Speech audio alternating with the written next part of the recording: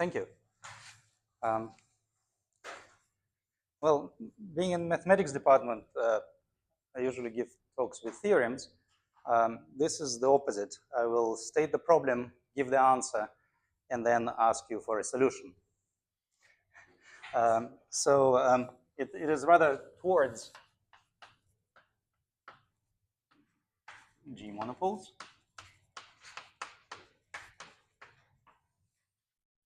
And the answer I know from using some other methods that I will not mention today unless there will be questions. But the basic question is, well, maybe before I start, much of this is, or the main references is, there are two Hitchin papers recently, 20 and 24. Then work by Bielawski and Foscolo.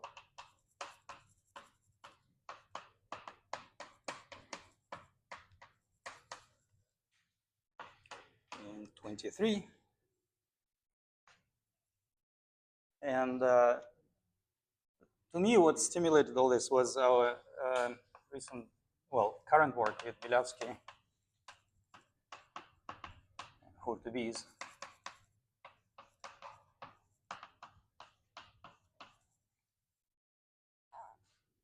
And our discussions with Mina last summer. So let me first build up to the basic question.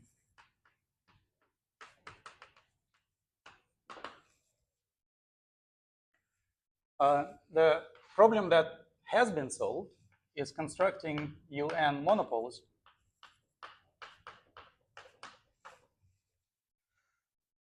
with various charges.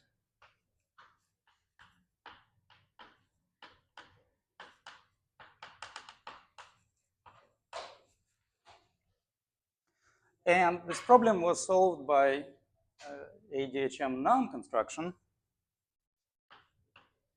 by a Nahm transform.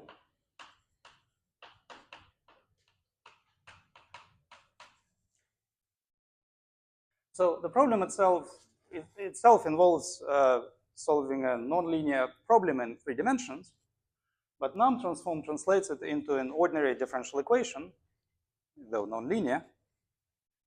And this differential equation is on a line with a parameter that I'll keep using S. And this interval is subdivided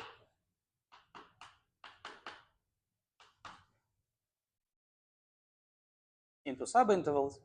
And on each of them, there are matrix valued functions of rank, of size, M1 by M1, M2 by M2, and so forth.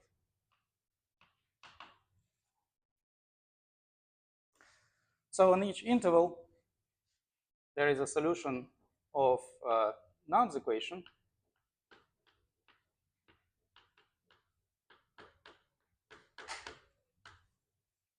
There are 3 equations, this one and cyclic permutations of 1, 2, 3. That's how you get the other 2. And then at the boundary, the leading term is the Nahm pole.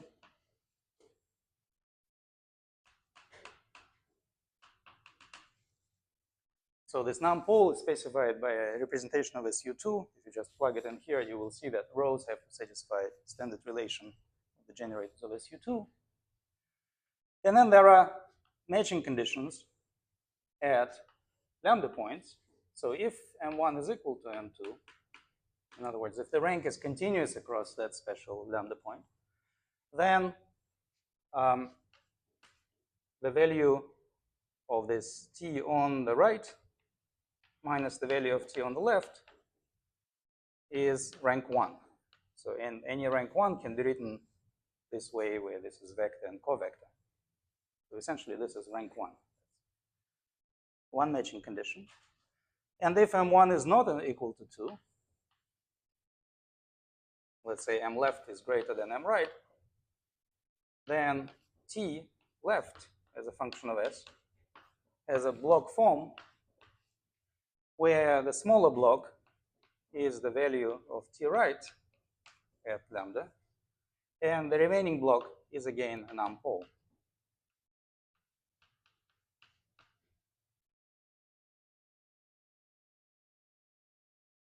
So that seems to be a solved problem, constructing any number of instantons with any charges in UN. Now, there are constructions for SO and SP.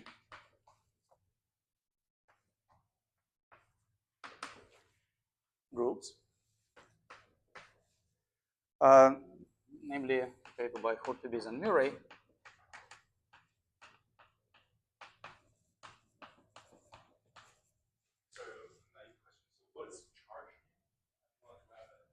That's true. I was vague about this, so I wanted to avoid details about.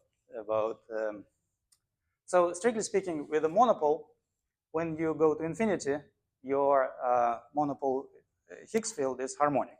Maybe I should say what a monopole is. So a monopole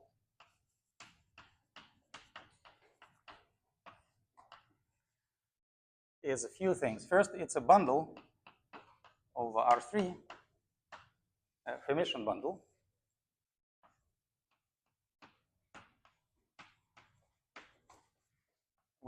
Equipped with connection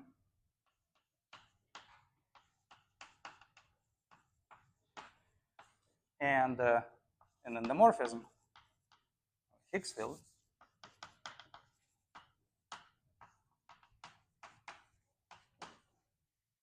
So that's a scalar field valued in the algebra. That's a connection.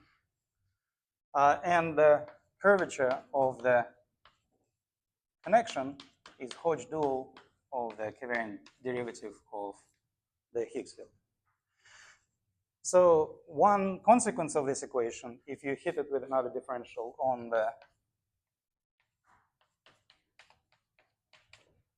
left, is that the left-hand side vanishes due to Bianchi identity, and phi is harmonic.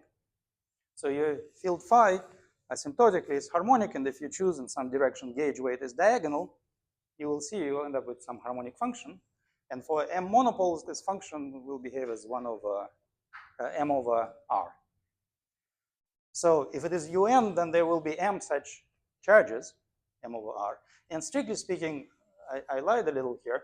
The correspondence between these M's and these M's is not that. It's that those charges that you'll observe at infinity there will be difference of these ranks that I specified here. And moreover, you have to say something about whether you allow Dirac singularities or not. Those details have been sorted. So my main message here is that there is very direct transform, which allows you to go back and forth. And if you know how to solve Nahm equations, which again, Nahm transcribed into algebraic geometry essentially, then you know how to construct monopoles as well.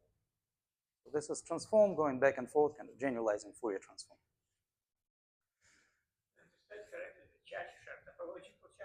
Yes, exactly. So asymptotically, what this Higgs field does is that it breaks your Hermitian bundle into line bundles, and each of these line bundles has a degree, and that's the monopole. Now, Hurtubise and Murray formulated this for SO and SP monopoles, and the result is essentially this diagram, which is folded by the action of Z2 by some symmetry. This is just a way of seeing SO or SP group as sitting inside of a larger UN mod Z2.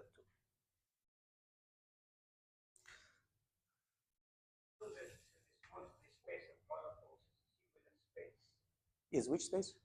This moduli space of monopole is singular. Singular? Not necessarily. So, no, not at all. So generically, if I didn't have any degenerate, even moduli space of monopoles with distinct Dirac singularities, so long as they're simple, it is a smooth hyperkähler space.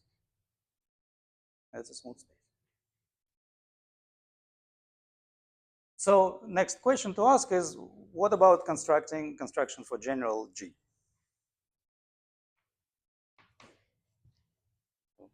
Maybe E6, E7, or E8 as example.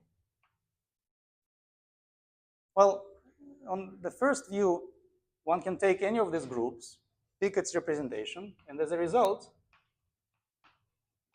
view this as specific monopoles in UN. And then this construction works. And we more or less understand exactly how, in this case, to, for example, read off these charges. Again, there's a paper of Murray on the subject. But unfortunately, the rank n is very large. So this construction itself becomes very cumbersome. And even looking at the construction, you can see that many of these data on these intervals become sort of related. So it appears that it's over redundant if you follow this path. So for example, for E8, this n, the lowest dimensional representation, is dimension 248. So you'll have to deal with some 248 lambda points and so forth. So the question is to find a good description, so a good construction, good meaning tractable, of G monopoles.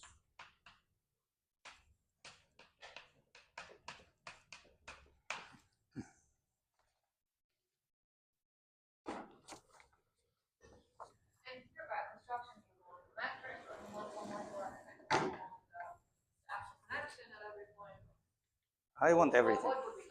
I want everything. I want as much as I can. So in this case, this construction allowed us to construct the metric, analyze their dynamics, construct the moduli space. So from this now. So I would like something similar which gives me all these answers for these other groups.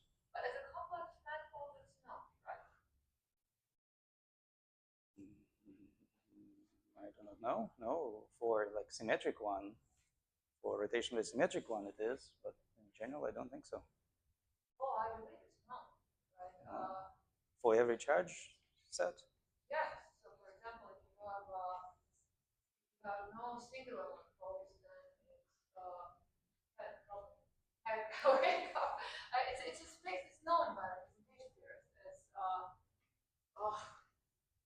it's as a complex manifold, it's not. So if you have enough singular monopoles, then the slices in the finite Kleinian, some universal slices, as complex manifold.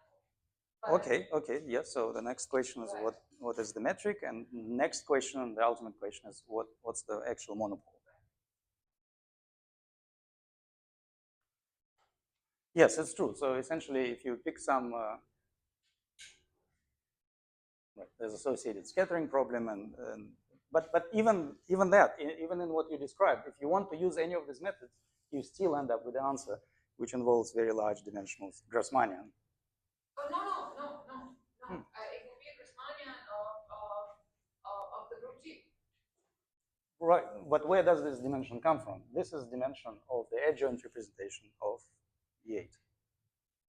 So that's the lowest dimensional Grassmannian that you'll get. Like giving coordinates on maps to the E8 flag variety is still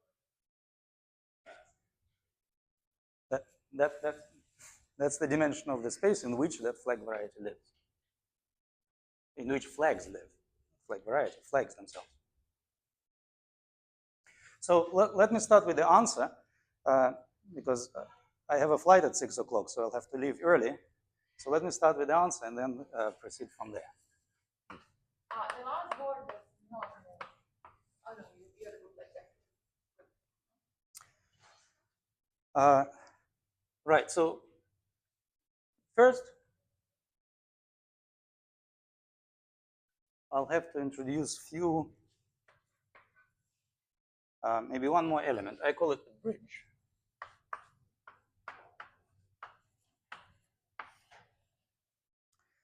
So a bridge is something which connects Nahm data on two intervals. Think of it as one interval and then the other interval. It's interrupted. So this interval, let's say with Nahm data of rank M1, this interval with Nahm data of rank M2. And then So these Nahm matrices act on some bundle of rank M1 on this interval and that interval. Then I will have maps which go rightwards, right and back.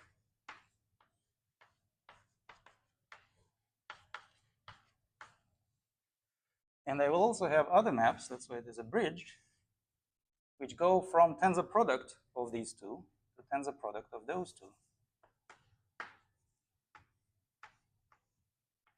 Alpha and vice versa, beta.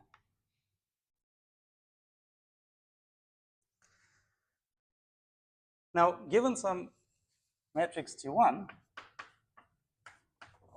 or any T, let P sub T of eta be its characteristic polynomial.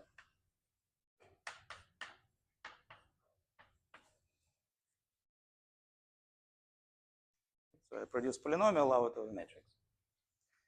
And now I give the answer, namely that whenever I draw a bridge between two Nahm lines, then A1B1 is the characteristic polynomial of T2, right, applied to T1, right? So let's check. This polynomial itself is degree M2, but instead of a variable, I plug in a matrix here, M1 by M1. So the result is a matrix M1 by M1, and I factor it somehow. If I take the product of these in the opposite order, then I'll get similar thing, but T1 left. And who are the T's? Are they solutions to the Nahm? These are solutions of the Nahm equation, and you pick, so out of solution of Nahm, so when I write, for example, T1 right, then I took, for the corresponding solution on that interval, I took T1 plus I T2, and I'm writing only complex equations at the moment. So T2 left. Then you'll get completely analogous equation by interchanging 1 and 2.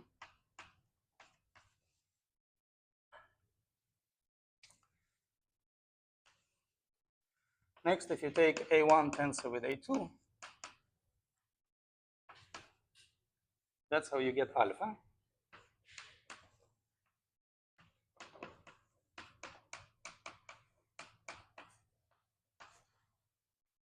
And similar story for B's.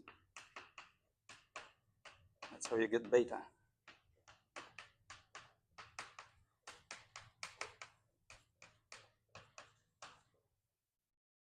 And the last equations tell me what alpha beta is and beta alpha is.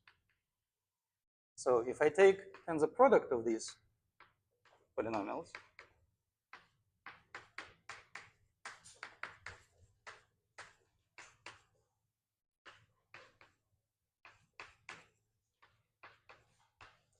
then this product is actually divisible by the square of the difference, right? Because if any, well, if you think of this as polynomials, the roots of these polynomials are eigenvalues of T2. So whenever eigenvalues coincide, it vanishes, similar for the other one. So as a result, this is divisible by the difference squared. So I can write this, I can either divide this and give you the corresponding resultant of the two systems of algebraic equations, or to write it as in this form. Tensor 1 minus 1 tensor T, right. 1, 2. Square. And similar for beta alpha. So for beta alpha, just change left to right.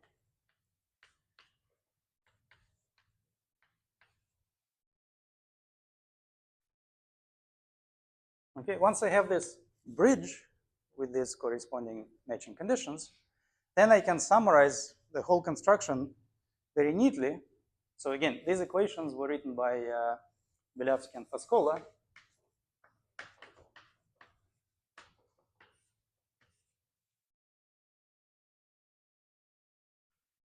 And they were studying the moduli space itself. So the task is, in a sense, to use these equations to construct the monopole itself. What I can state at the moment is that the spectral data of the monopole and its historical construction does match this perfectly. So from this one can construct the twisted data, from twisted data the monopole. But one would like a direct transform. So knowing solutions to this, getting the monopole. So where is the monopole in all this? Well, if you give me some Dynkin diagram,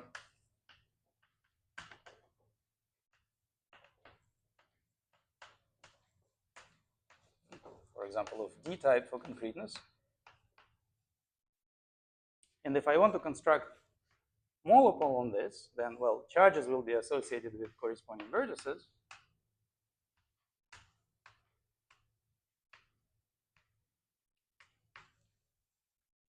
First, for each vertex, you consider a Nahm line. The length of this line is given by a corresponding expectation value of Higgs field at infinity. So these lines are of different lengths. And then on each line, whenever you reach the middle, for example, you insert a bridge if the two vertices are connected by an edge in the Dynkin diagram.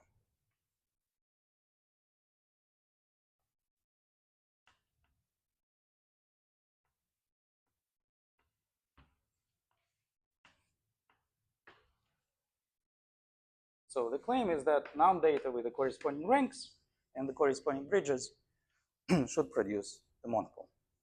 First claim it produces the moduli space, but second that there should be construction of the monopole itself. Okay, so now that we have the answer, let us ask for the solution. And how Brady's got the taps is relevant, so That's right. Whenever you move it, it will not change. It will not change the moduli space. Will not change the monopole. We'll see some hint of this in the conventional singular monopole construction in a second. Okay. Any questions? Yes.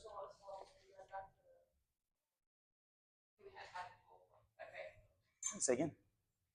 Oh yeah. This is not degenerating to that construction. This is alternative construction, even for type A. Right. Yeah. Sorry. Is there an interpretation if I try and look at Dynkin diagrams of non-finite algebras? So looking at general. I do not know. So maybe one comment on this. So in general, if you look at colorons, for example, you can interpret any coloron, namely instanton on R3 cross S1, as an affine monopole. You don't really need the full affine algebra. You don't need central extension, for example. But you can interpret it this way, and yeah, it would be interesting to see whether. So in that case, for example, for that construction, you kind of, instead of an interval, you consider a circle, close it, and that added interval is kind of the extra affine root. So something similar might happen here, except as you can see it, so you thought to do it differently. So it's a great question whether affine diagram teaches you something. Okay.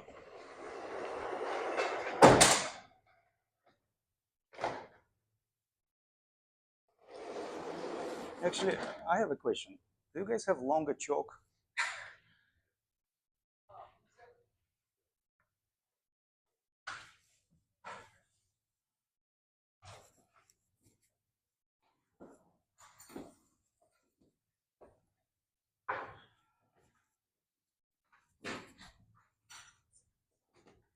Oh, there is chalk. Thank you. Okay, thanks. Very nice.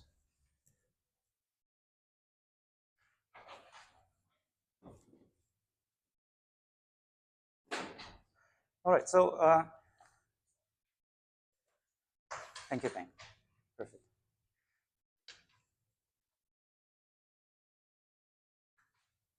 So from my experience, when you really understand something in string theory, you can extract some useful mathematics from it. Here, I'm trying to go back. We already have the answer, I think. And the question is to find the corresponding brane picture.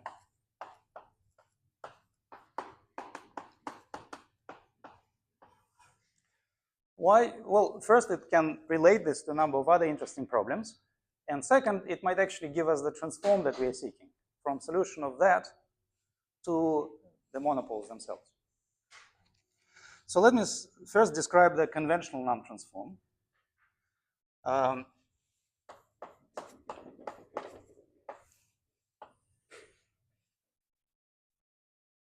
So we start with configuration, which, if I'm not mistaken, Ori first studied, where the monopoles are identified in the brane configuration.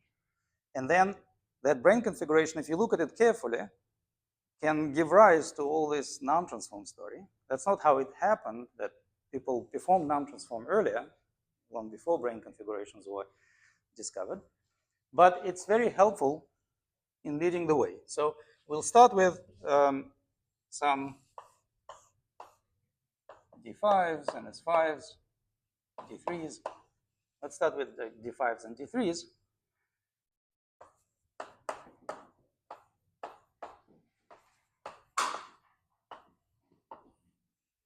Now, I'm sure here everybody can do it in their mind, how they are configured in space, but I can never do it without an engineering diagram. It helps me a lot, so bear with me.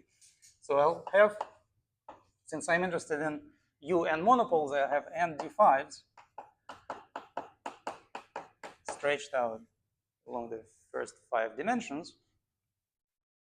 And then I have m D3s, this m is reminiscent of the charges, stretching between them.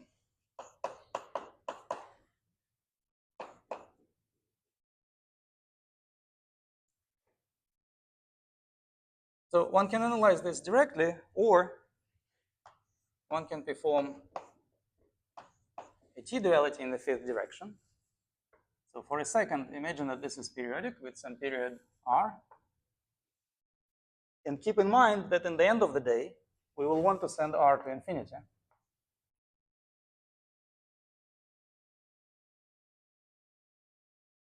So after t-duality, we will get a 2A configuration.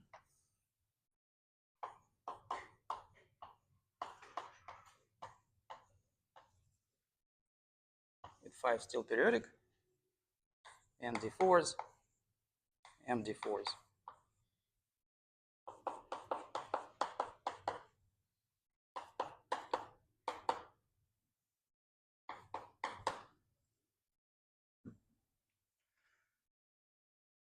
So the big advantage of this transform is that, in a sense, this configuration, you can see it involves sort of something holomorphic in 4-dimensional space. Now, why does this have to do anything with monopoles? Well, if you look at the world volume of D5s, this is the monopole R3, and ending D3 carries some charge. It's exactly the magnetic charge. So by simply looking at this, Diaconescu extracted the Nahm equations by analyzing the world volume of D3. However, I want to relate this to my bridges and to some equations like this, which involves factorization. So, yes, please. So it is well known that monopole equations are, can be considered as reductions of duality. Yes. Yeah. And so therefore it is very nature of the thing that your picture can be really extended to instantons. Yes. Can it be? Yes. If you take this Nahm data that I was describing on the interval, if you take this Nahm data on an interval and extend it to a Nahm data on a circle, this produces instantons on R3 cross S1. So in a sense, Nahm came up with his construction by starting with ADHM construction of instantons and then promoting these matrices, ADHM matrices, to operators. And that's how he arrived here.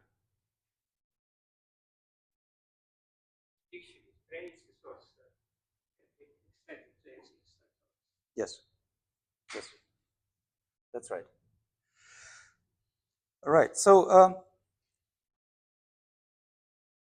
however, I want to emphasize that if, well, the dual radius here is proportional to 1 over r, so it really goes to 0.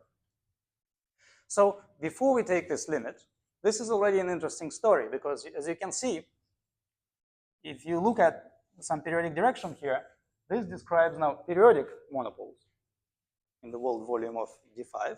After this T-duality, you end up with some surface that's kind of spectral surface associated, spectral curve associated with these periodic monopoles in C cross C star. So one thing you can read out of this by projecting rather on these C star directions is that you end up first with a Hitchin system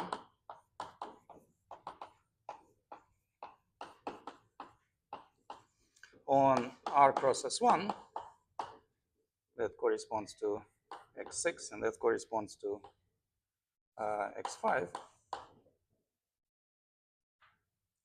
And from that you can see what is happening here. You have sort of M D4s wrapping your cylinder, and there's some vertical D4. So in a sense, all this can be deformed to a smooth curve, and this curve has has a pole at corresponding location. So it has n poles, n simple poles, each of rank 1. So Hitchin system on this cylinder with simple poles of rank residue, poles with residue of rank 1. Do you want to, in your original picture, to extend the free range to go through it so that really non-compact, they don't end like the 5 range? Well, that's up to us. That will be our next step. But even if you don't, then there's sort of logarithmic bending that is induced here. So you will have a curve. Just that curve, rather than having a limit when you go to plus minus infinity, it will behave like this. So that is essentially the story in our corresponding paper with Kapustin, where we identify these curves and which Hitchin system corresponds to what, and study the Nahm transform explicitly from here to there. But as Mina pointed out, this is interesting to look at for singular monopoles as well. So you can see that what you get here is some monopole in the gauge theory, in this case U2, living on D4s. And if you want to introduce direct singularity, then you look at one of these semi-infinite branes stretching from these.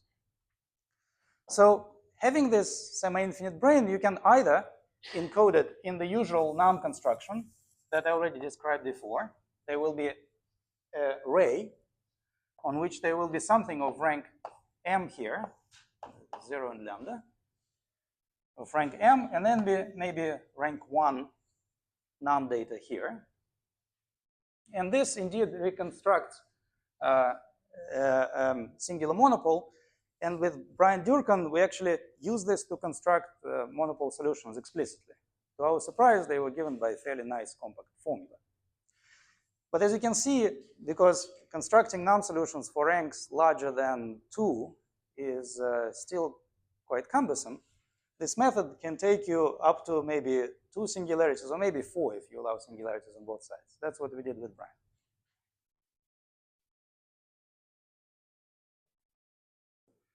Now, yes? Okay, in your answer, great. Did you have to assume something particular about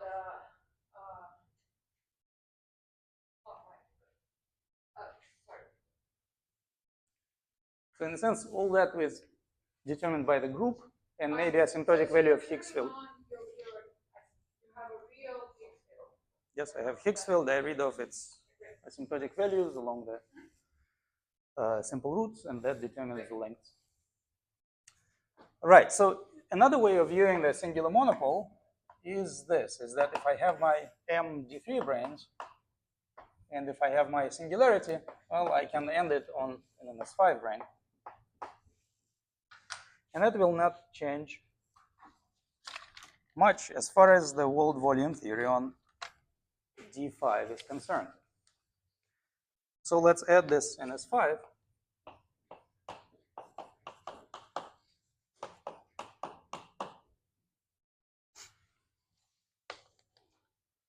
However, when we perform T-duality, something interesting now happens. This T-duality is orthogonal to NS5. So the result will be a Taub-Knot space in the directions which are orthogonal to the original NS5. Now we have something more interesting. Before we had a curve in C cross C star. This is C and this is C star. Now instead, we have a curve in what? And you'll have the Taub-Knot space. It has a knot. And we have the other three-dimensional space in which what? In which not much is happening. 7, 8, 9. And this is Taub-Knot in 3, 4, 5, 6. And 5 is the periodic direction. So the fact that this D3 can end on NS5 and end at very specific location in these directions means that, well, the corresponding D4 is a cycle in this Taub-Knot. Then, Can I ask a question? yes. Just so I know where you're going. Can you derive from string theory that basic bridge so that one? Well, that's essentially the question. That is the question. What is that basic? So I am now building up to showing that basic bridge where M1 is 1. M2 is arbitrary, M1 is 1. I want to show what that basic bridge is and why it matches the singular monopole story and other monopoles. But I think that this brane picture, especially the next one that I'll show, actually should give all these bridges. And then you have the other D4s.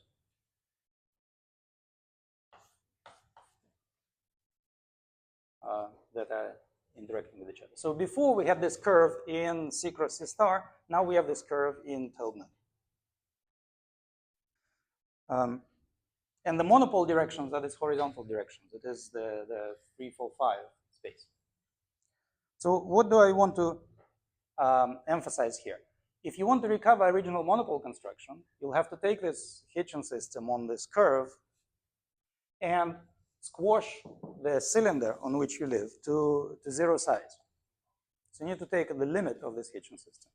That is the part that I actually studied, and it does reproduce Nahm equations in a very neat way. Namely, the fact that Hitchin system on the cylinder had some pole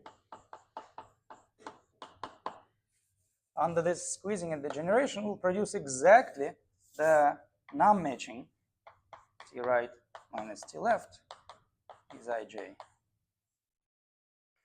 And the ramification of the Hitchin system at infinity and the fact that this curve that was diverging had branching at infinity will produce exactly the Nahm pole in the limit. You have this trumpet which becomes steeper and steeper as you shrink the circle, and then the limit you recover the Nahm pole. So what describes this? Well, in a sense, you can use the same description. However, the wonderful thing that you can do here is pushing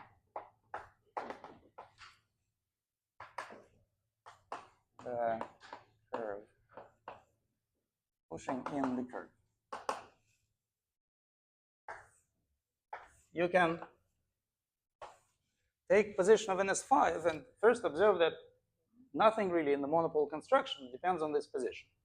Specific Hitchin system maybe, but the monopoles and the world volume of D5s is inert to that.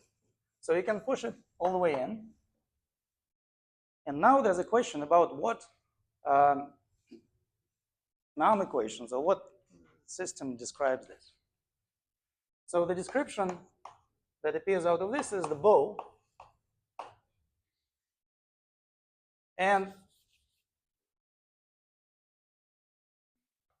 again, this construction is pretty explicit on the level of monopoles.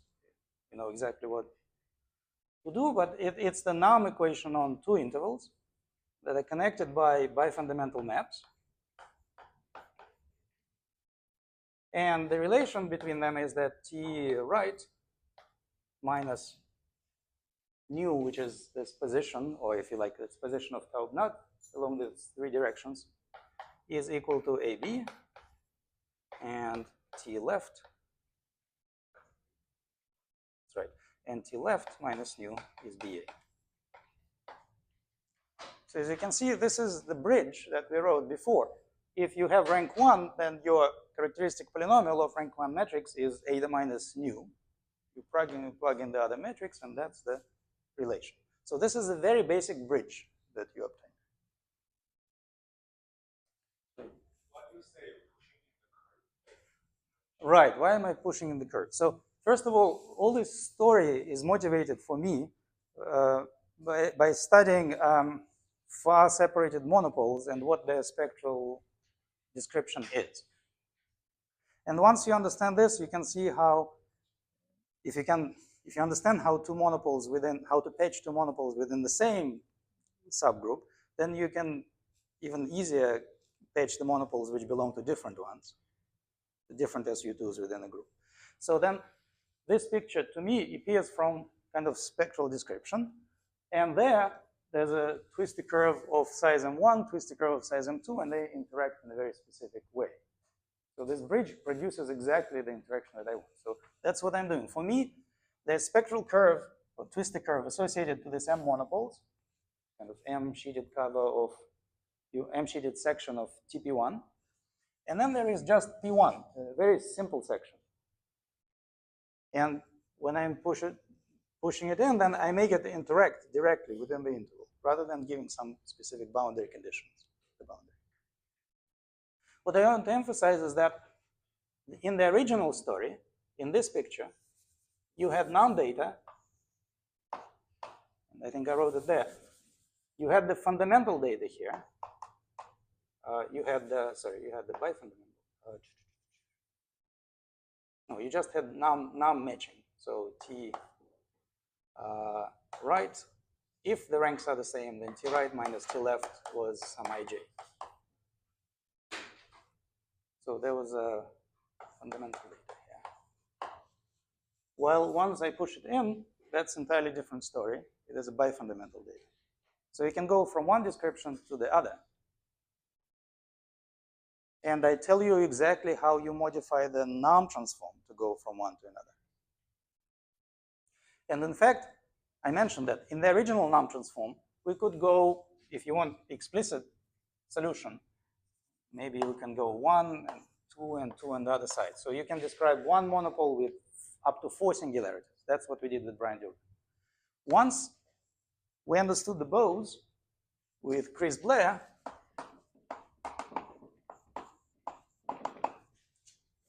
while he was still an undergraduate student, we constructed a monopole with arbitrary number of singularities. Because here, now the data is rank 1, and you can add as many of these bifundamental transitions as you want.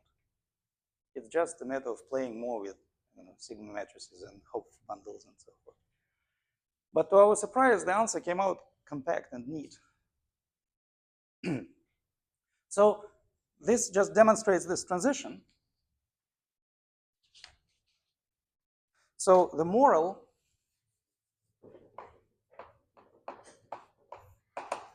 there's two morals here is that if you look at Sorry, I think I'm not following. yes. So this is the case when you have one singular monopole? M monopoles with one singularity. Yes. And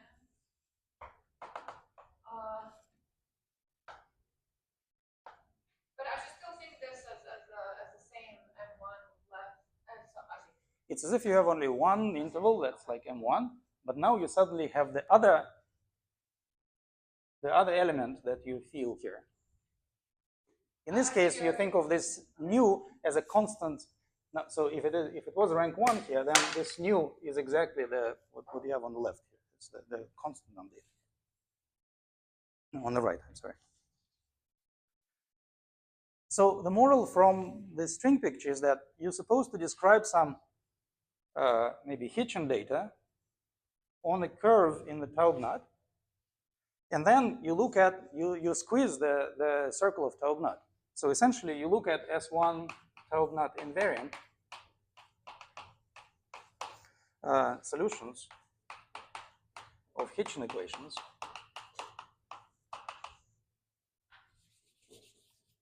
as your periodicity is sent to 0. Opening up that circle amounts to shrinking this one. And this limit reproduces the bow.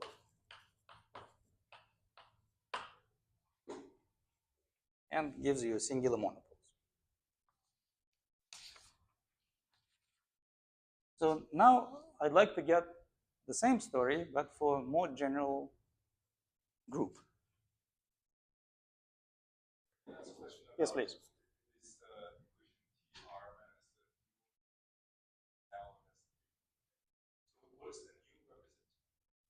Nu represents the position of this NS5 in the 3 directions. So strictly speaking, there were 3 positions. I'm writing only complex equations today. So this is nu1 plus I, nu2, or nu3 plus whatever. These positions of this NS5 in these 2 directions. And you mentioned something about rank 1, because we only have 1 NS5. That's right. That's right. If I have k of them, I know exactly what to do. I can push k of them here, and I will have consequently these different nus met along the way. So I can view it all as one spectral curve with just n values, and this will pack into one of these equations, maybe just the first line. But then polynomial was very simple polynomial. It was actually factorized explicitly. The roots of this polynomial will be first nu1, second nu1, and so on. So they are each other's nu, like this. Exactly. So these 2 curves, they start filling each other as your brain fills the NS5. And this is not apparent in this duality framework. So now I want us to look at a different one, and there they will be more on equal footing.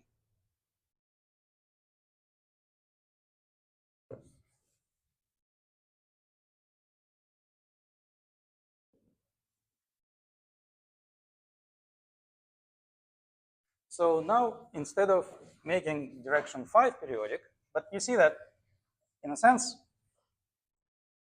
if I want to perform any of these T dualities, I had to make direction periodic, but then I hope you saw that I atoned for that by sending R to 0 here, and opening it. So now again, I'll send in a different way. I'll take a different direction, 7, make it periodic. And again, keep in mind that in the end, I'm interested in the limit when this becomes large. And now I'll perform T7.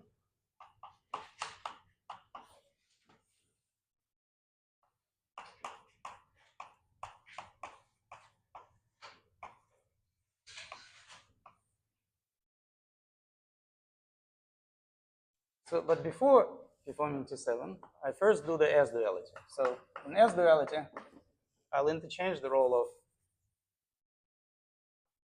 D5 for an S5,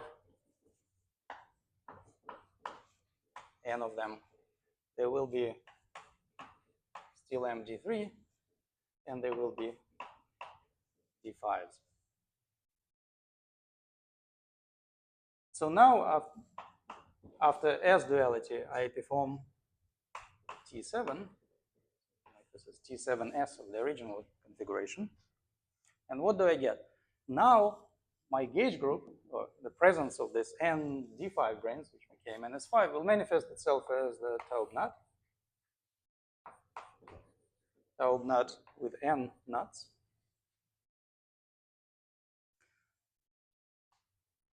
we'll end up with m d4s, which are on a cycle in this Taub knot. And if I want to introduce the Dirac singularities in my original monopole, then I will end up with the other d4s, which are transversal in the Taub knot. So the picture is now somewhat different.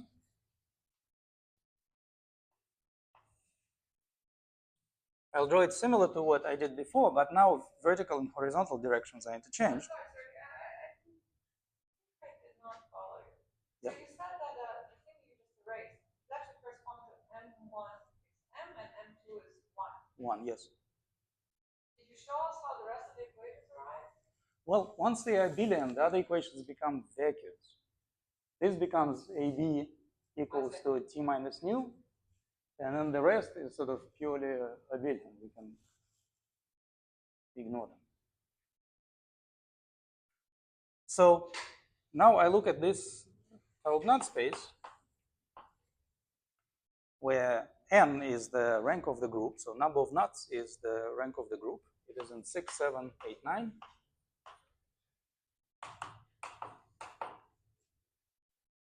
And these positions of these branes corresponding to the expectation value of the Higgs field. So as a result, since it was a single Higgs field in these directions, they all align. It might become important for us in 2 steps. And then you have the other directions, which are the monopole directions now, 3, 4, 5. So the monopoles are actually in this direction. And then these finite d4s turn into these cycles on the Taub knot. And in this picture, you can explicitly see the Dynkin diagram and interaction of the corresponding cycles. And then if you did add this d4, then you also had a brane which was stretching on this cigar. So that would be just the singularity. And if you want to add it on an S5, then essentially you added some plane on which it ends in Taub knot. So again, if you want your monopoles to move in R3, then this is this vertical motion here. Now, if you want this pushing in the curve, it amounts to taking this plane in Taub knot and moving it along. So as you can see, this plane, well, this plane in the Taub knot, when you lift it from R3 to the circle fibration, it has non-trivial winding. That's why it can only end on the other side of Taub knot. When you carry it through, it becomes simply sort of a horizontal line.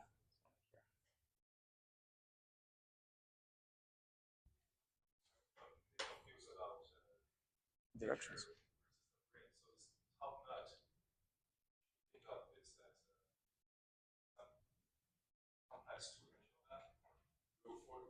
That's right. It is a 3-dimensional space with circle fibered over it, and then the circle collapses, comes to 0 size at this knots, and then there is 3-dimensional transverse space. So it's the motion in those 3-dimensional transverse space that corresponds to monopole positions.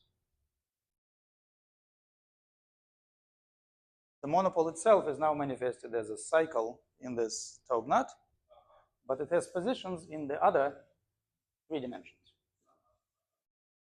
In the previous realization, this was position along the Taub knot that had to do with monopole positions. But now it's the transverse one.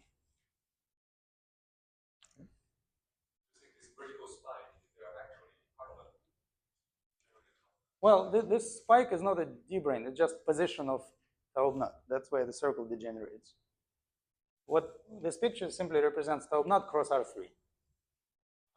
And I want to keep track where the degenerate circle is, because that's where my cycles can actually end. And you are adding one single monopole there, right? That would be one singularity One in the single monopole. Yeah, monopole with one singularity. Whatever, maybe charge 2, 3 monopole with one abelian singularity. And you can view it like this or like that.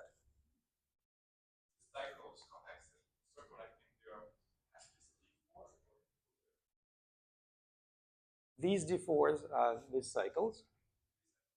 This D4 is this asymptotic plane in which principle they can fuse. So the fact that D3 can end on NS5 here, or that this D3 can end on this D5, amounts to the fact that this is all one cycle in taub knot.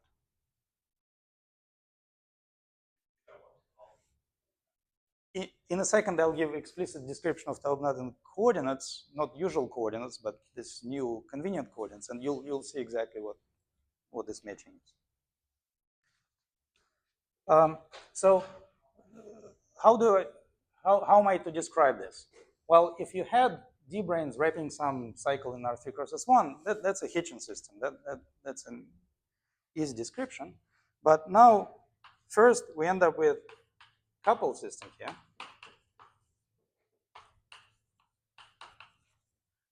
In usual R3 cross S1, well, your D-brane, this D3 brane, for example, it has Higgs fields in these directions and Higgs fields in those directions. But if you impose some boundary conditions, if you give expectation value to one of these sets, then the other immediately turns massive. It involves the commutator of the two. So the others played no role in Nahm transform. You only had 3 Nahm matrices. In our case, we are now in a non-trivial cycle in taub knot, and as a result, you end up with coupled system. There were sort of Nahm matrices, which have to do with coordinates 3, 5, 7 as before, but there are also Y, 8, 9, and those are no longer vanishing. They no longer have to vanish because we are no longer in sort of trivial configuration. We're describing some fairly non-trivial solution of the Hitchin system. Moreover, these are positions of this describe these positions of D-branes along the taub knot. They're in the normal bundle to this. And normal bundle is non-trivial. Normal bundle is actually O of 2. It has degree 2. So there's no way. Sorry? O of minus 2. Well, I want them to vanish twice. The self-intersection of the cycle is 2. Yes, but So O it, of 2 would mean that it has one more information stuff. Can't push that right now. As a sort of light guy. well, here I push it. Yeah, but it's a massive information. Yeah, absolutely. Oh, you're saying that the self-intersection. It's correct. The picture is correct, but it's only true. Yeah.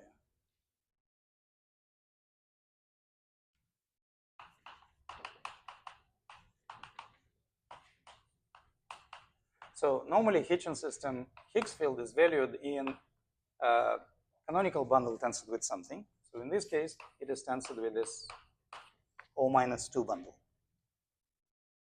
So that, if you analyze this together, it tells you that at some points, these Y's have to vanish. And it's at these vanishing points, they have to vanish at as many points as the self-intersection of the cycle. And it is at that vanishing points where these guys become massless. You acquire extra degrees of freedom at those. Second, relevant branch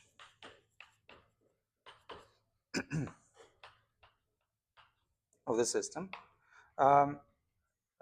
branch solutions are invariant under 8-9 plane rotation.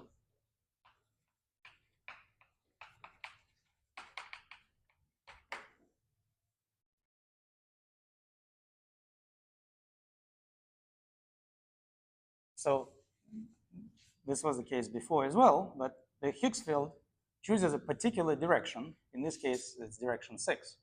So the others are invariant, and as a result, there is certain condition that we're imposing on this taub knot. Not only we shrink the circle, so we look at the triholomorphic isometry invariant solutions. We're also looking at rotational invariant solutions, and that is the key to seeing what will be the description for general for general group. This invariance will be crucial to getting our description. So, in a sense,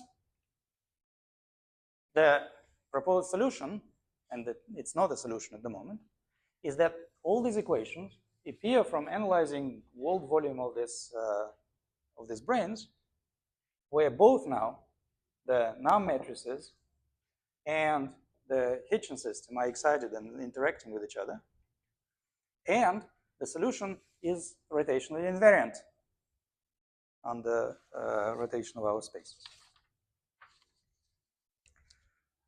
One can identify what sort of degrees of freedom will be responsible for A, B, and other ingredients.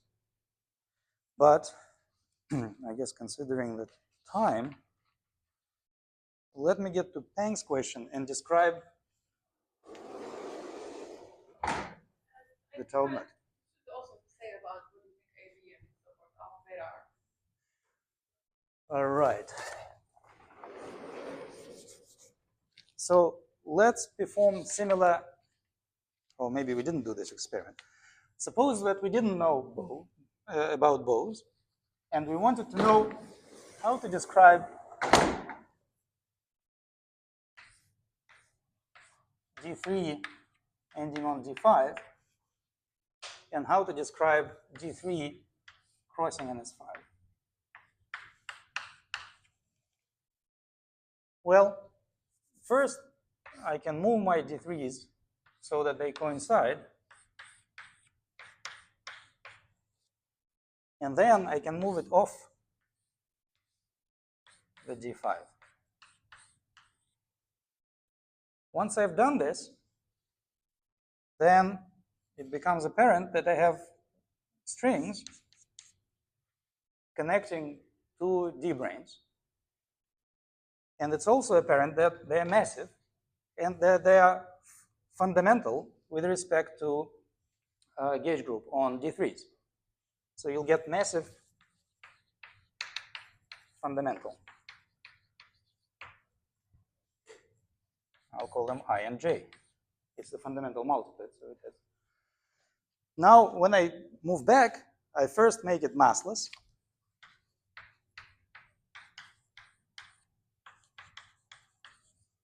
And then I give it some expectation value.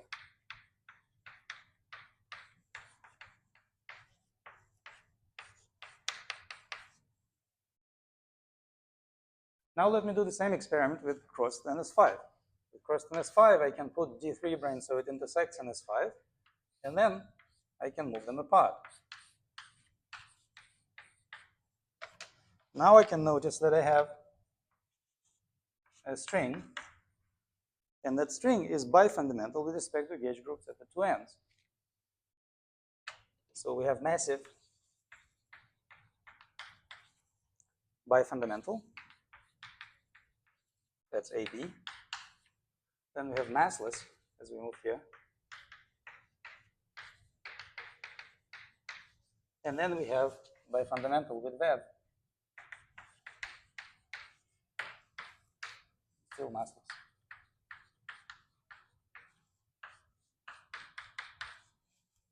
So what we see there is A's and E's are bifundamental of this, expectation values of this bifundamental. Now, of course, we can perform exactly the same experiments with our T-dual picture. So in the T-dual picture, you had, in the first realization, this T and S, we have the Taub knot, and you can have cycles, but they're positioned at different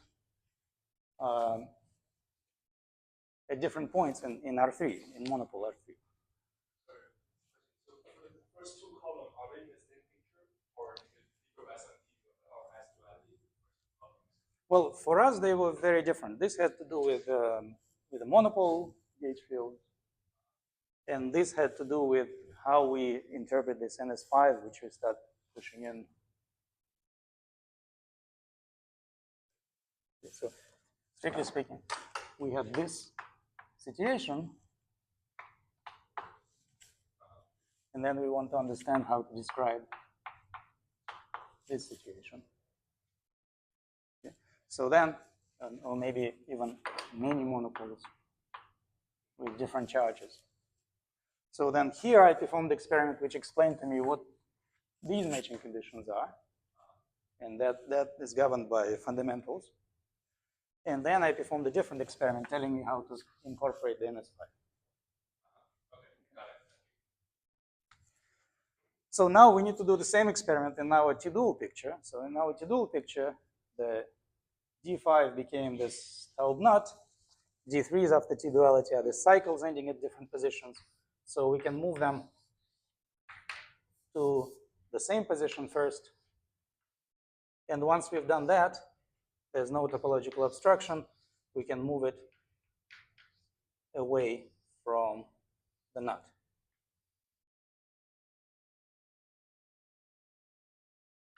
You can see what happens after T-duality with the corresponding multiplet. We first need to perform S-duality, so this becomes D1.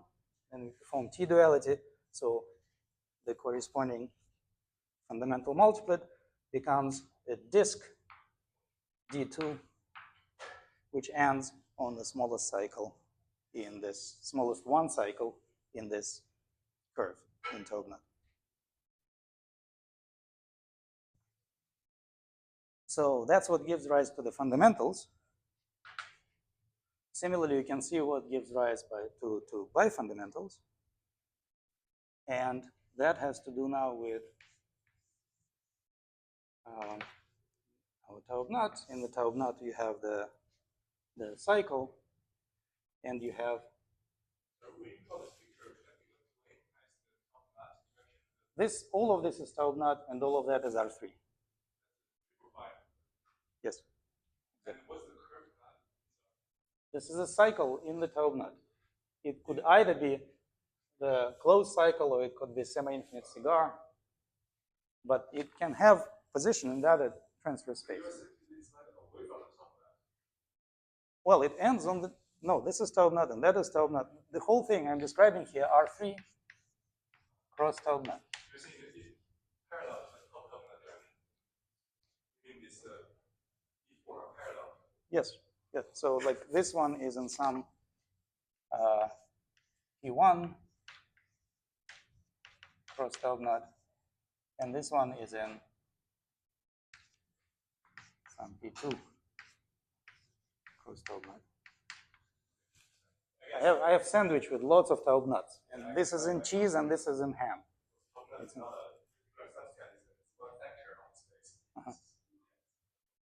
yeah, it is a factor in this Cartesian product, yeah. So here, rather, we have a cycle. So knot is no longer important. What's important is that you have this cycle, whatever happens to it. And then we have another D4.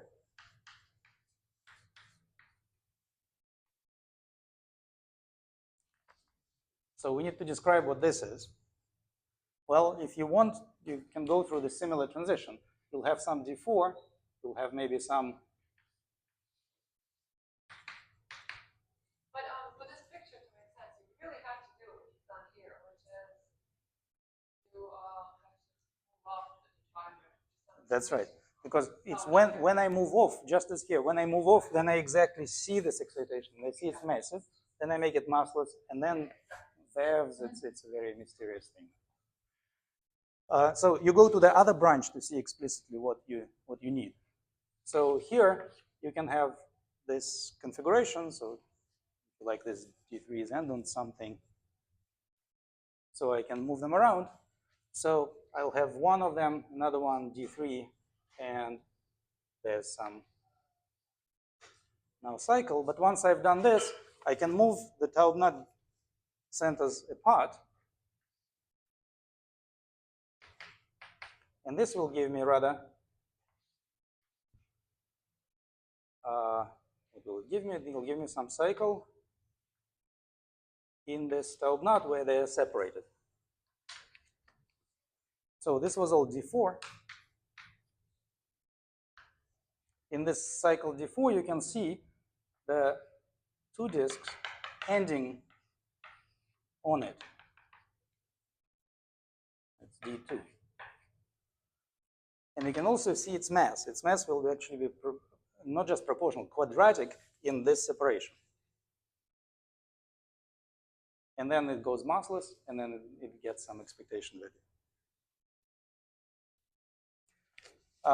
It's probably easiest to see in the phase diagram where I plot the Taub-Knut circle, and there's a circle fibered over the whole thing, and there is S1, which is the angular coordinate in 8, 9.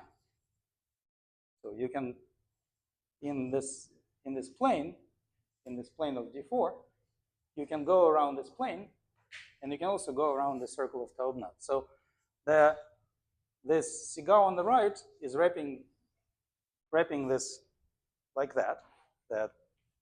That's why it can end on one of these nuts. And the other one, the one on the left, is wrapping it like this. So this is right, and this is left. And then this D4, it projects on this cycle in the angle. This is often called coamoeba.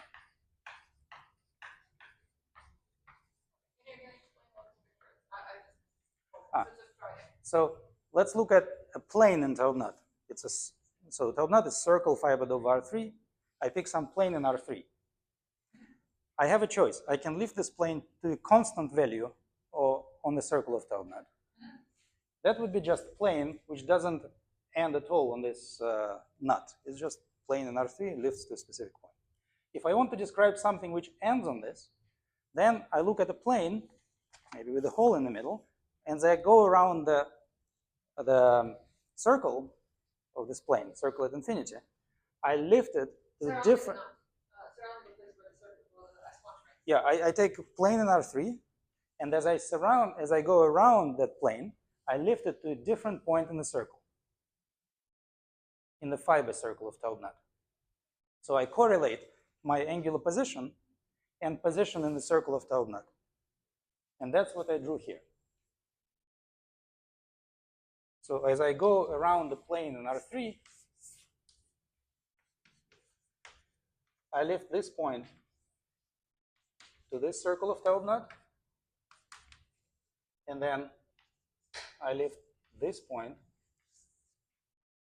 maybe this point to this circle, this point in Taub-Knut, this to that point in Taub-Knut, this to that point in Taub-Knut, and so forth. So as I go around my plane, I end up at a different position in the circle of Taub-Knut, and as a result, it cannot be a plane in R3. It has a hole. There's no way I can. The only way I can do it is by reaching the point where the circle collapses, and that closes this cycle. So that's what I drew here. This is my position in the plane, angular position, horizontal. This is horizontal position in the plane, and this is position in the Taub-Knut circle in a given specific trivialization. So that's what I have to do so I can end on the nut on the right. If I want to end on the nut on the left, then I'll have to wrap it the other way. And then whatever disk I had here projects, its boundary projects on these two.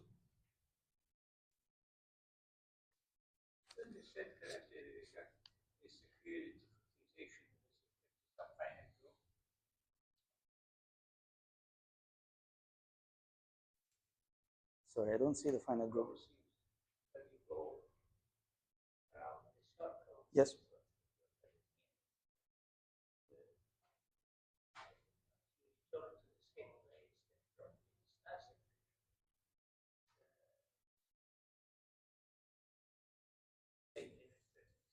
I'm trying to lift certain plane to a section, but I'm lifting it to a section of non-trivial bundle. So the only way to lift it is by punching a hole, lifting it, and then maybe later on, using the transition functions in my manifold, I can patch it up. Yes, exactly.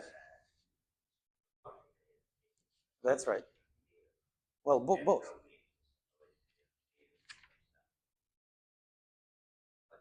Exactly, exactly. And this monodrome is what glues the taub nut together. So let me describe the. What is that rectangle describe with? What is that picture describe? This describes the kind of the topological class. So if I drew a plane in R3, that doesn't tell me where I am in taub nut. I understand that if you go around your circle is spider. Fine. So I take cylinder D2, and one of its ends wraps one of these circles, and the other wraps the other. And as a result, on the pair, it has to end up somewhere which minimizes the area or whatnot. Now, all these things become more apparent if I give the explicit description in some holomorphic coordinates. I guess I have to do it very fast. So in the holomorphic world, taub nut is the following. So you have your three-dimensional space, you have your nuts, and then for each of these nuts, you can either get rid of pre-image, so you get rid of the cigar. So for every point here, there's a circle, and then together it's a cigar in the taub nut. So you can either get rid of positive cigar or negative cigar. So if I get rid of all positive cigars, then what remains is diffeomorphic to C cross C star. So the taub nut itself, K, you can view as a surface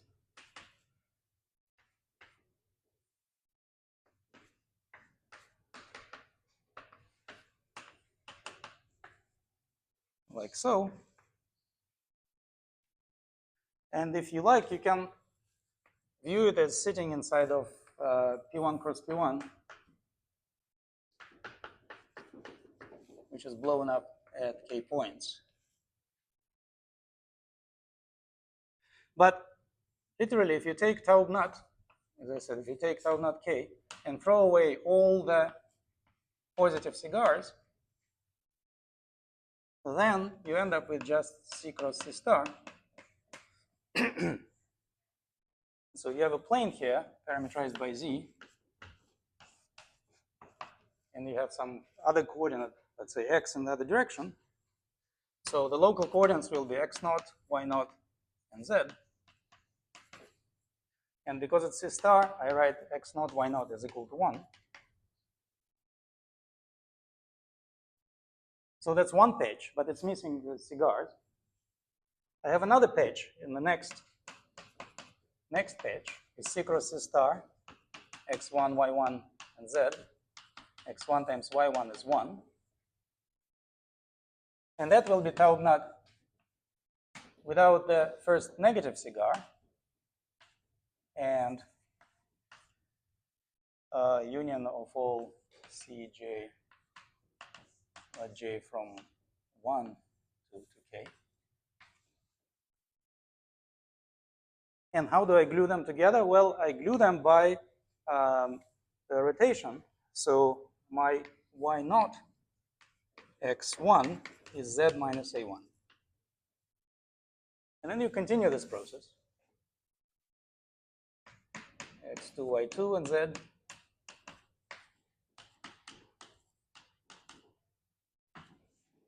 And y1, x2 is z minus a2, and so forth. So you take plane cross a cylinder, another plane cross a cylinder, here plane cross a cylinder, another plane cross a cylinder, and then you start gluing these cylinders, and as you move along the plane, you rotate one cylinder around another. Yeah. So all this HA says they are symmetric. You can probably have something here, the symmetric group that changes these HAs. Yes, if you degenerate this, then you have Zn acting on it. And another one, yes, exactly. And another wonderful thing that happens here is you can clearly see in this picture that first you can rotate the phases of x and y simultaneously in opposite direction. And the price for it, if you rotate the phase of y, you will also have to rotate phase of x in the opposite direction. So they're all rotating simultaneously. So that's one. That's S1 Taub-Knot. Takes all the xi's to e to the I phi xi, and all yi's to e to the minus I phi xi. So if you're just giving us some coloring on how that by some fashion. Yes. I agree it's such a thing exists, Yes. And yes. So why would they take from it? this is a very useful thing because it allows me to state what happens with the Hitchin system on a cycle. And it also allows me right now to explain what happens to all these cycles and why they look different in different coordinate systems here. But before I do, let me also show another symmetry in this story. If all these A's happen to coincide, let's say I put them to 0 for now, then I have another symmetry. I have this S1 89, I think I call it, rotating the z-plane. So that rotates z. But you can see that if I'm rotating z, I can choose what I do with the others. Let's say that x0 and y0 are inert.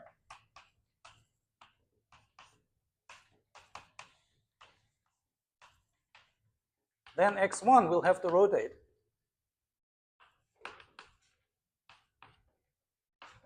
And once x1 rotates, y will have to rotate in the opposite direction. And then x2 will have to rotate at twice the speed. And y will have to rotate at twice the speed in the opposite direction. And so forth. So it's this music machine. Like if this is held fixed, once I rotate the plane, this rotates twice as fast. This rotates at the same twice, 3 times, 4 times. The x times y equals to z power. Why is it? Well, let's look at this. So, okay, so what does this x and y have to do with my story? This y0, this y I think is y0, and this x is actually xk.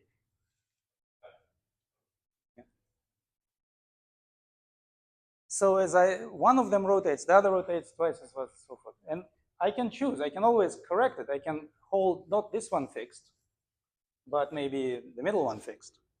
And then this one will rotate with rate 1, and this is with rate -1. So the wonderful thing is that this happens not just for Taub-Knot, this happens for a general rotationally symmetric ALE. That's what Hitchin's papers are about.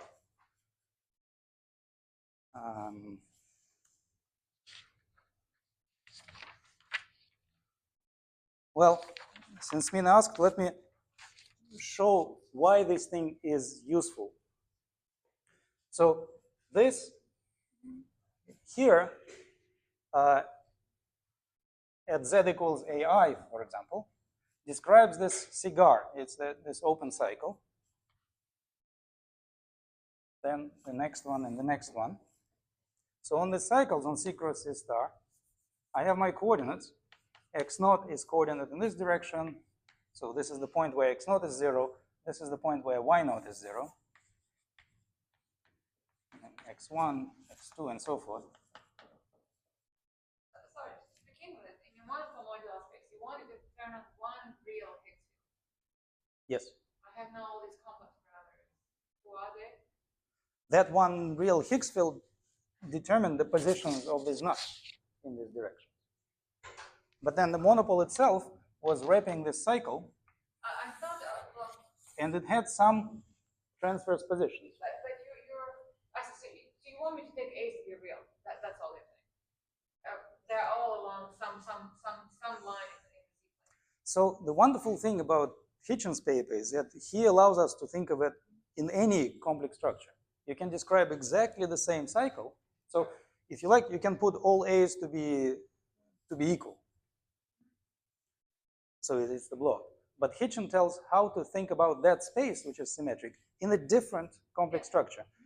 There, the AAs will be different, and you will still have some cycle there. It's just no longer holomorphic cycle, but nevertheless, it will still have some solution of corresponding equations. Satisfying the same amount of supersymmetry. But anyway, different what we are supersymmetry. doing in the 12 non-independent complex structures, we are putting all the numbers along the real line. Along one line, yes, that's right. So one thing about the Hitchin system. So in a sense, if I pick one of these cycles, I now want to describe the Higgs field. Well, I have a choice. I can say that my Higgs field here describes Z, or I can say that my Higgs field here describes some other Y.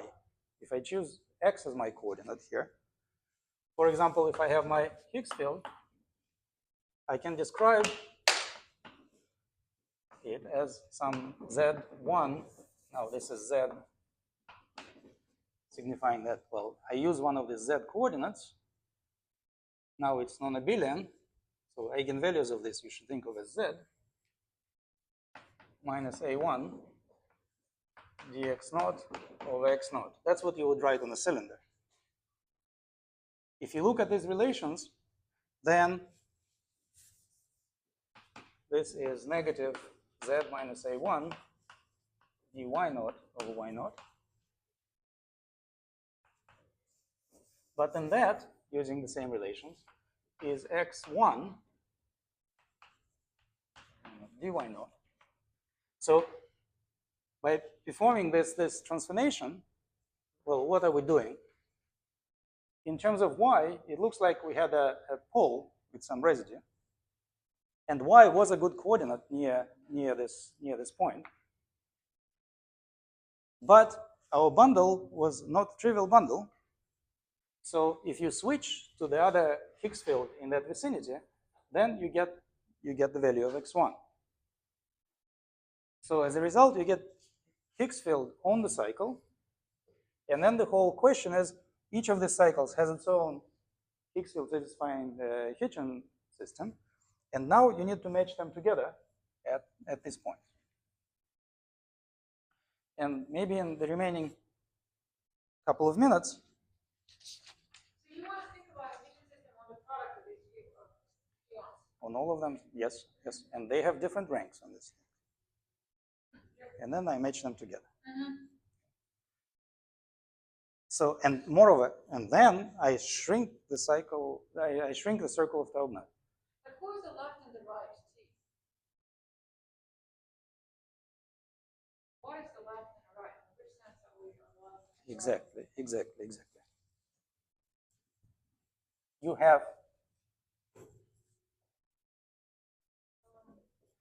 You have one cycle No, I guess we do have one. intersecting another cycle at this point. You shrink the circle, so all this gets hidden if they all stretch along the same direction and all A's coincide. But if I look at it in a different complex structure, then I have cycles a priori intersecting at some point. That point doesn't have to be the tip of my projection. And then I look at rotationally invariant solution. So I'll have solution on an interval with one point where something is happening. That point is the interaction with the other cycle that intersected at this other point. So next is just a question of inducing some accounting for the fact that they intersect. Yeah. And what I suspect is happening there is that either you need to write this whole system involving both x's and y's. Y's is what I described here. It's the Hitchin system, and then at the intersection, you acquire extra by fundamentals, and they tell you how the Nahm matrices interact. And to conclude the Hitchin story, Hitchin described S1 invariant AD spaces. And what exactly happens under the action of not just the circle? So if you look at this space in any one complex structure.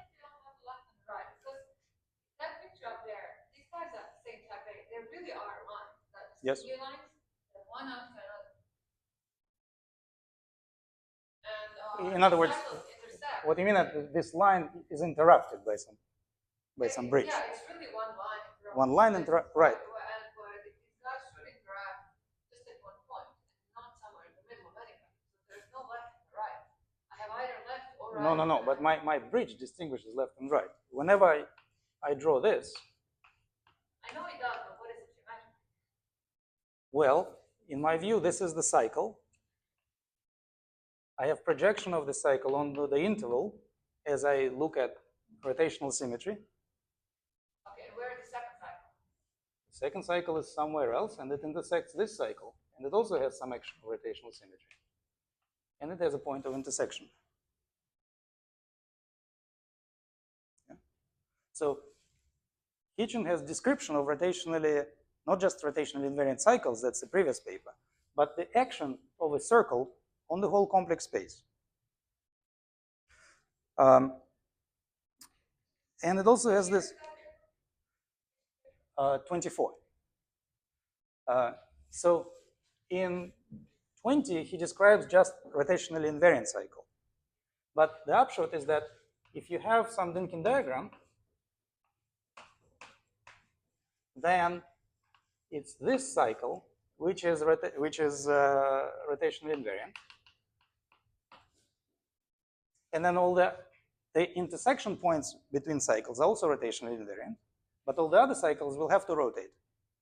Just as in the Taub-Knot, as I explained. In Taub-Knot, you have a choice which cycle you fix, but once you fix one, the others will have to rotate. So similarly with the others. So if this one is fixed, then the others rotate. And he also, I really highly recommend this paper because to me, I always wondered, there is this subgroup of SU2, they have these names, tetrahedral, dodecahedral, octahedral. Where's the tetrahedron in the story? So in Hitchin's paper, there's very clear tetrahedron. So first of all, you shouldn't call them, so you should call them tetrahedral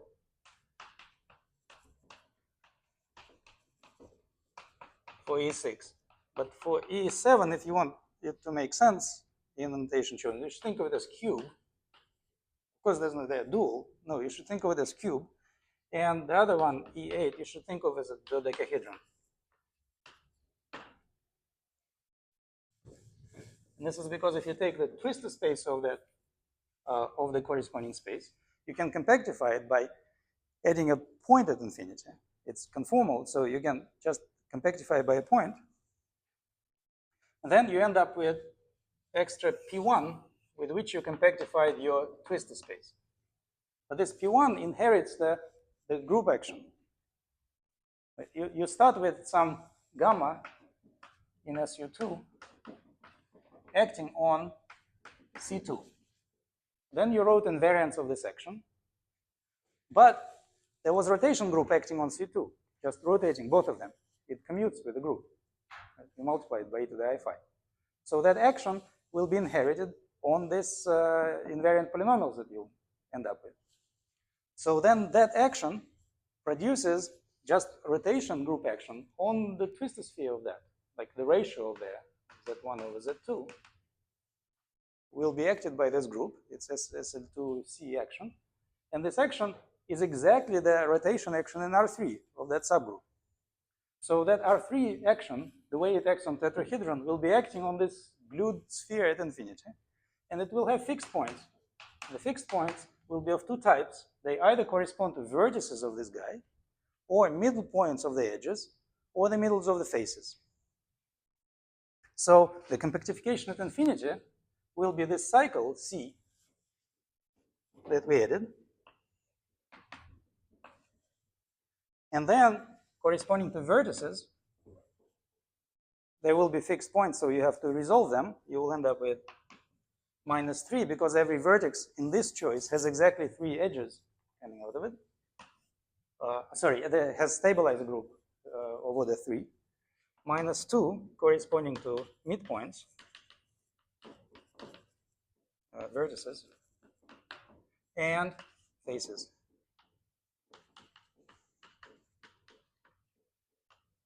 -3 for EK.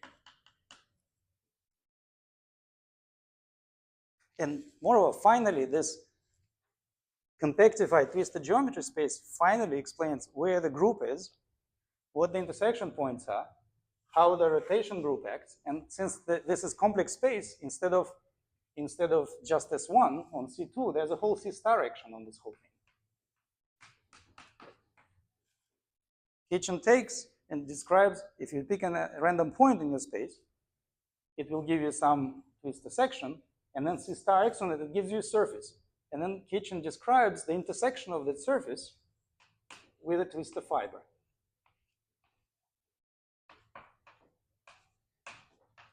At some point on the twistor space. That is what we're after. That's where the Hitchin system is defined. And that's what determines how these capital Y fields behave. It's absolutely beautiful paper. It's just one of these that is a joy to read. And it has lots of other, so you can see that all the numbers appearing in this paper in cycle decomposition, they all, you can just read off if you look at this as tetrahedron, cube, dodecahedron, rather than the other way around. All the coefficients and the multiplicities and the cycles. And moreover, it has more physics in it. It identifies the quotient. If you take the quotient of the space with respect to that group, then you get some Einstein-Weil manifold. And the infinity of that Einstein-Weil manifold is your fixed cycle. It's that trivalent vertex that you throw away. And the interior is this curve. So there's more string theory that one can pull out of this, not from these brane dualities, but from like ADS, CFT, or T-duality on the circle. All right. Unfortunately, I have to run to the airport, but there's 3 more pages.